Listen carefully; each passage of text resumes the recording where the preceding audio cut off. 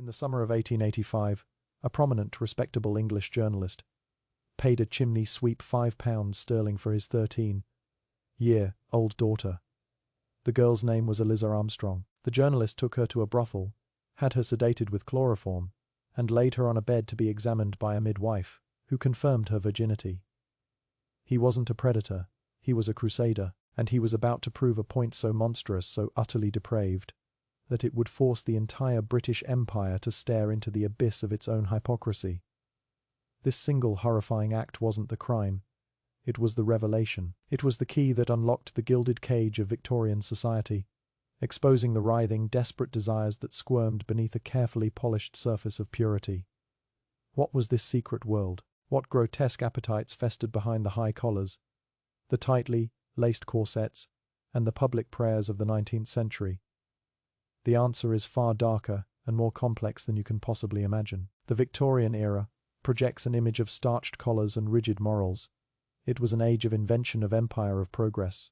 But more than anything, it was an age of control. Control over emotions, control over behavior, and, most importantly, control over the self. At the heart of this ideology was the family, and at the heart of the family was the woman. She was not a person, but an ideal, the angel in the house. This term, coined by the poet Coventry Patmore, described the perfect wife and mother, pious, passive, submissive, and utterly devoid of personal ambition, or, crucially, sexual desire. Her body was a sacred vessel, intended only for procreation within the sanctity of marriage. Her mind was to be pure, untroubled by the sordid realities of the world. She was the moral compass of the nation, the living embodiment of its virtue. A man could build an empire, but it was the woman who kept its soul clean.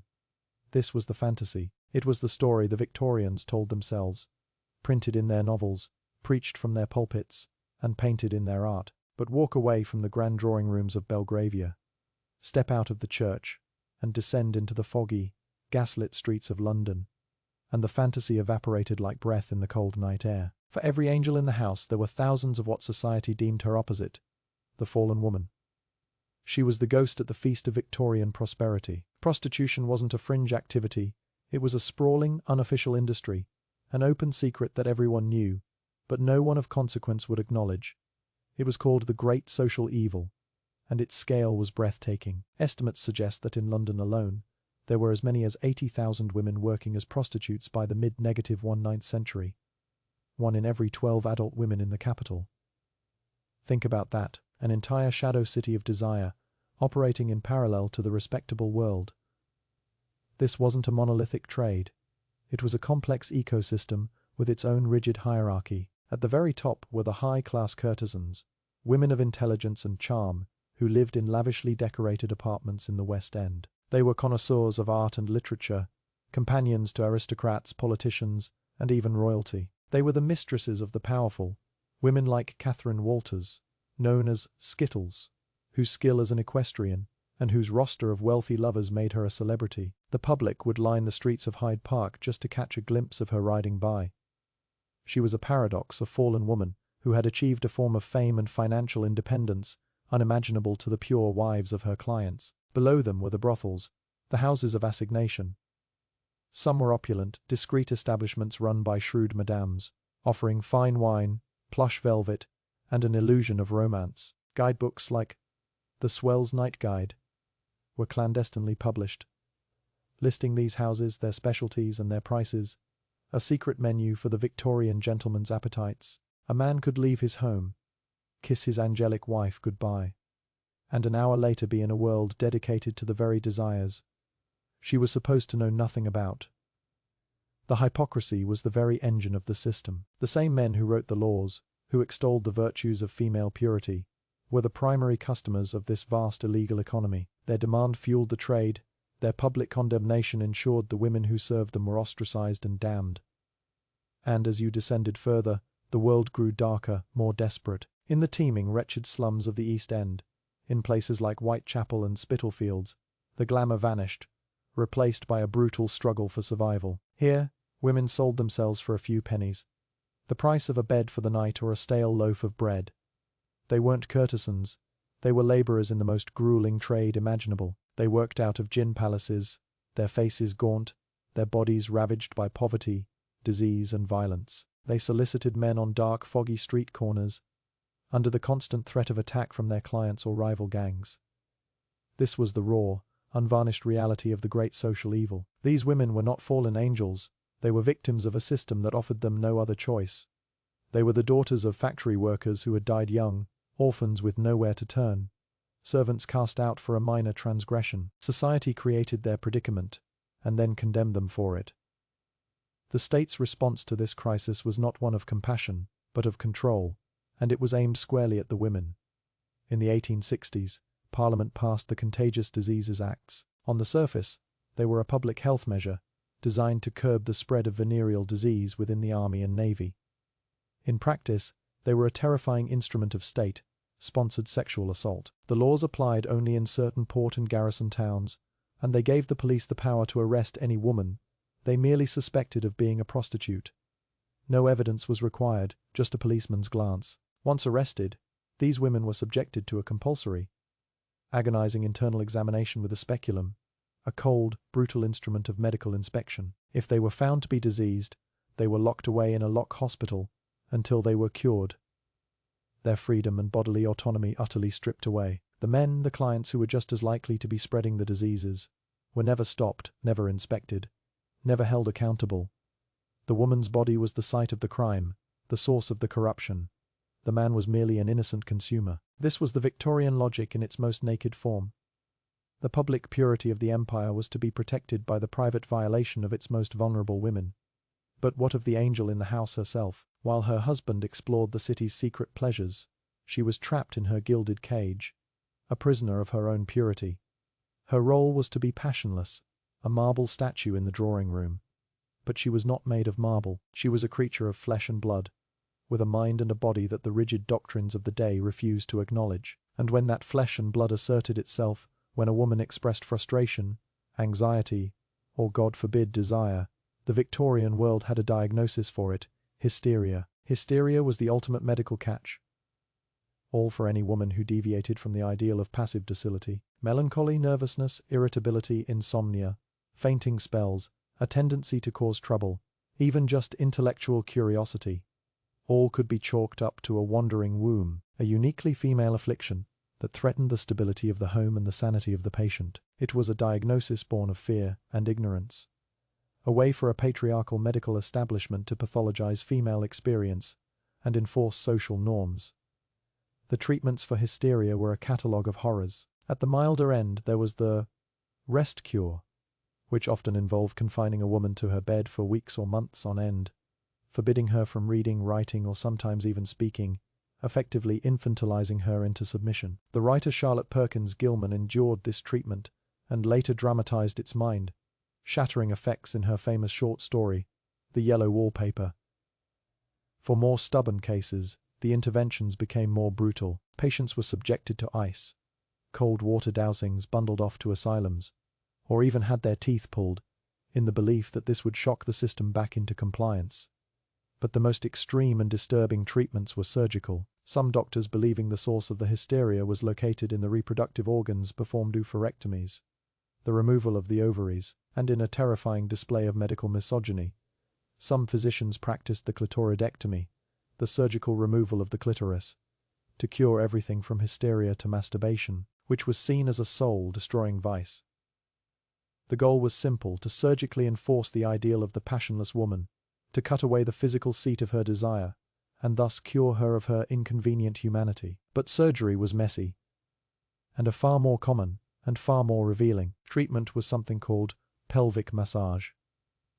A doctor would manually massage a patient's genitals until she experienced what they clinically referred to as a hysterical paroxysm. This was, of course, a medically induced orgasm.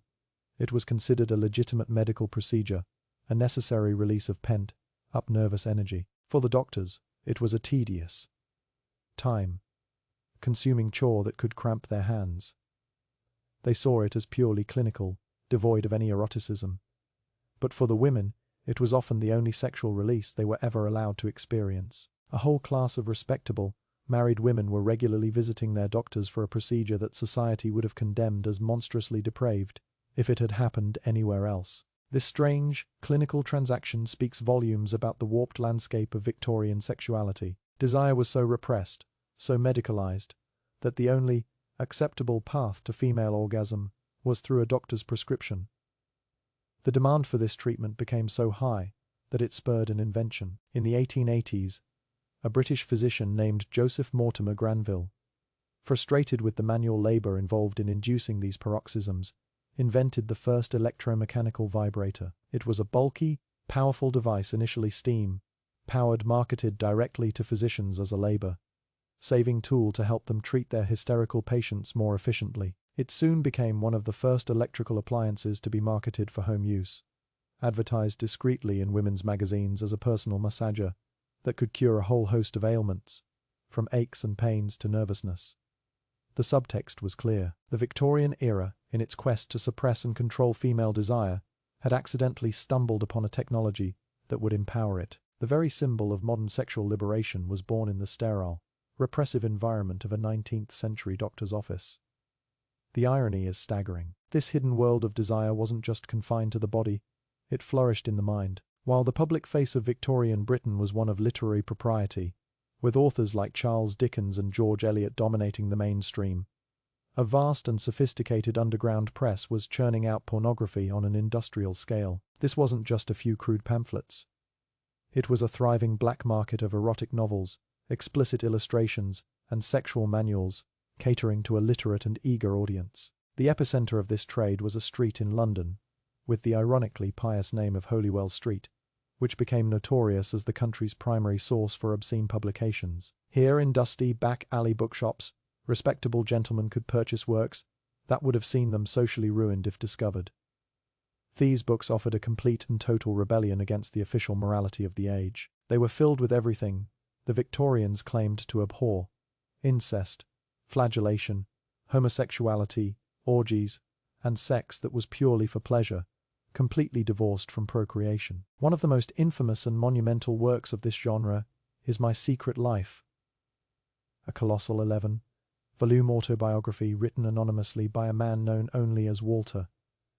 Over more than 4,000 pages, he meticulously documents a lifetime of relentless sexual conquest, claiming to have had thousands of encounters with women from every social class, from duchesses to desperate serving girls. The book is a shocking, encyclopedic record of the Victorian male libido, unchained and unrepentant. It's a work of profound hypocrisy, as Walter describes using his wealth and power to exploit vulnerable women, all while maintaining a veneer of public respectability. Reading it is like looking at the negative image of Victorian society, where every virtue is inverted and every suppressed desire is acted upon. This literature was not just for men. Erotic novels were also written for and by women, exploring female fantasies that had no place in the public sphere. And it was all intertwined with the emerging science of sexology. Early sexologists like Havelock Ellis and Richard von Kraft Ebing began to study human sexuality with a scientific lens, cataloguing what they called perversions and deviations. While their work was often deeply flawed and prejudiced, it represented a radical idea that sexuality could be studied and understood, rather than simply condemned. Their books, filled with explicit case studies, were often banned as pornography, but circulated widely, contributing to a growing, albeit secret, conversation about the true nature of human desire. This secret life extended to the very top of society. Gentlemen's clubs, those bastions of male power and influence, often had a dual purpose. By day, they were places for political and business networking. By night, many of them transformed into private havens for behavior that was publicly forbidden. Gambling, heavy drinking, and liaisons with prostitutes were common. Secret societies, like the notorious Cannibal Club, which included famous explorers and intellectuals, reveled in mocking Christian morality and celebrating a more primitive, unrestrained masculinity. For the wealthy and powerful, the rules of purity were more like guidelines, easily bent or broken behind the closed doors of their private sanctuaries. Homosexuality, criminalized by the Lebauch-Stotcher Amendment in 1885 as gross indecency, was another secret that festered beneath the surface. Men were forced to lead double lives, their love and desire deemed a crime against nature and the state. The tragic trial and imprisonment of Oscar Wilde in 1895, for his relationship with Lord Alfred Douglas, was a brutal public spectacle. Wilde, the brilliant wit and aesthete, was made an example of, his life and career destroyed as a warning to others. His downfall was a stark reminder of the savage punishment that awaited those whose desires did not conform to the rigid Victorian ideal. Nowhere did all these dark threads, the poverty, the exploitation of women, the hidden violence, the public's morbid fascination, converge more terrifyingly than in the autumn of 1888. In the squalid, labyrinthine streets of Whitechapel, a killer began to stalk the night. He targeted the most vulnerable women in the city, destitute prostitutes. His methods were not just murderous, they were ritualistic, filled with a savage, surgical precision that suggested a chilling degree of anatomical knowledge. He would slit their throats, then mutilate their bodies, removing organs with an almost clinical skill. The press, in a frenzy of sensationalism, gave him a name that would echo through history: Jack the Ripper. The Ripper murders were more than just a series of crimes. They were a social phenomenon. They ripped the facade off Victorian London and exposed the festering wound beneath. The victims, Mary Ann Nichols, Annie Chapman, Elizabeth Stride, Catherine Eddowes, and Mary Jane Kelly, were no longer just anonymous fallen women. They were suddenly, brutally, humanized in death. Their grim life stories were splashed across the front pages of newspapers, detailing the cycles of poverty, alcoholism, and abuse that had led them to walk the streets of Whitechapel. For the first time, the comfortable middle and upper classes were forced to confront the brutal reality of life in the slums. They read about the overcrowded, unsanitary lodging houses, where a person could buy a spot on a bench to sleep, leaning over a rope, for a few pence. They learned of the desperation that drove these women into the arms of dangerous men in the dark. The investigation itself revealed the chasm between the two Londons. The police, more accustomed to dealing with petty theft and drunken brawls, were completely out of their depth. They stumbled through the dark, unfamiliar territory of Whitechapel, a place that felt like a foreign country to the inspectors from Scotland Yard. Thousands of letters poured in from the public, many claiming to be from the killer himself. One, which included half a human kidney, famously began, "From hell." The media storm created a sense of mass panic and hysteria. The killer was everywhere and nowhere. He could be a doctor, a butcher, a foreign sailor, or even a member of the aristocracy slumming it in the East End. The theories were wild, reflecting the deepest anxieties of the age. Was he a madman, a social revolutionary, or a moral crusader, punishing these women for their sins? The figure of Jack the Ripper became a blank screen onto which Victorian society projected its fears about sex, poverty, and the darkness lurking within the human heart. What is most revealing is the public's reaction. It wasn't just fear, it was an obsessive, almost pornographic fascination. Newspapers published lurid, graphic details of the mutilations, feeding a seemingly insatiable public appetite for the macabre. Crowds flocked to the murder sites, turning them into grim tourist attractions. The case combined the Victorians' two great repressed subjects, sex and death. The victims were prostitutes, and their deaths were a form of grotesque sexual violence. The public, so prim and proper on the surface, was captivated. The Ripper held up a mirror, and in it, they saw a reflection of their own hidden interest in the violent and the forbidden. The killer was never caught. He melted back into the fog from which he came, leaving behind a legacy of terror and a profound unanswered question. He remains the ultimate symbol of the Victorian secret, the respectable, civilized man who, under the cloak of darkness and anonymity, is capable of unimaginable brutality. He was the monster that their repressive society had, perhaps, helped to create. Which brings us back to the beginning, back to that respectable journalist, W.T. Stead, and the 13-year-old girl, Eliza Armstrong, whom he purchased for £5. Stead wasn't a killer, but he understood the darkness that the Ripper would later embody. He knew that the exploitation of the vulnerable was not an aberration, but a systemic feature of his society. He had heard whispers and rumors for years about a thriving trade in child prostitution, a maiden tribute paid by the London poor to the minotaur of upper-class lust. He knew that the age of consent in England was a shocking 13 years old, and that even this flimsy protection was rarely enforced. He decided that the only way to make the public believe the unbelievable was to demonstrate it. So he staged his elaborate sting operation. With the help of reformists, and even a former brothel keeper, he went through the motions of buying Eliza from her mother, who was led to believe her daughter was going into domestic service. He documented every step of the transaction. The casualness with which it was accomplished was the most damning part. He then took Eliza to the brothel, had her virginity verified, and ensured her safety, never laying a hand on her. The next day, he took her to France to get her away from her family, who might force her into the very life he was trying to expose. And then he published his story. It was a 4-part series in the Pall Mall Gazette titled The Maiden Tribute of Modern Babylon. It was a journalistic bombshell. It described in shocking detail how he had procured a child virgin for cash, and how easily any wealthy man could do the same. He didn't just report on the problem, he made his readers complicit in the act. The public reaction was explosive. It was a tidal wave of fury, disgust, and shame. Riots broke out in the streets. The circulation of the newspaper skyrocketed. Stead was hailed as a hero by some and condemned as a purveyor of filth by others. He was accused of creating a moral panic and of corrupting the public with his explicit descriptions. The establishment was horrified, not just by the revelations, but by the fact that he had dared to speak the unspeakable in a mainstream newspaper. He had torn down the curtain of polite silence.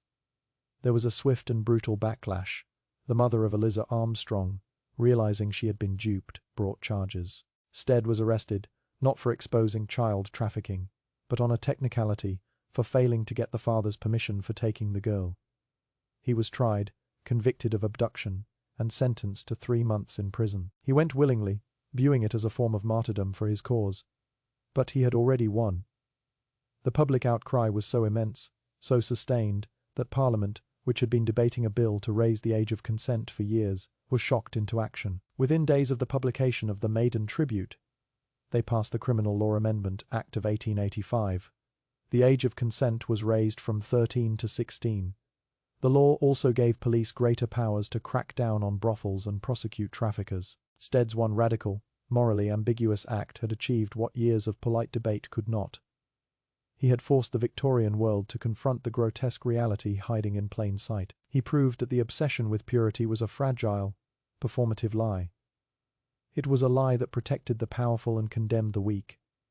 It was a lie that required the sacrifice of real children to maintain the illusion of a moral society. This is the central paradox of the Victorian age. They were a people obsessed with appearances, with building a world that looked orderly, moral, and pure. They corseted their bodies and their emotions, legislated morality, and preached a gospel of self-control. But repression does not eliminate desire, it merely changes its shape. It forces it into the shadows, where it can curdle into obsession, perversion, and violence. The steam that was suppressed in the public sphere simply found other vents, in the back alleys of Whitechapel, in the sterile doctor's office, in the secret pages of a pornographic novel, and in the dark recesses of the human mind. The Victorian era didn't conquer sin. It professionalized it, medicalized it, and drove it underground.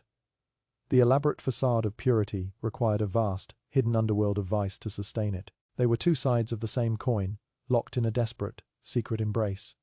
And in many ways, the echoes of that struggle, between our public image and our private selves, between the rules we preach and the desires we feel, reverberate to this very day. The gaslit world of the Victorians may be long gone, but the shadows they cast are long, and we are still standing in them.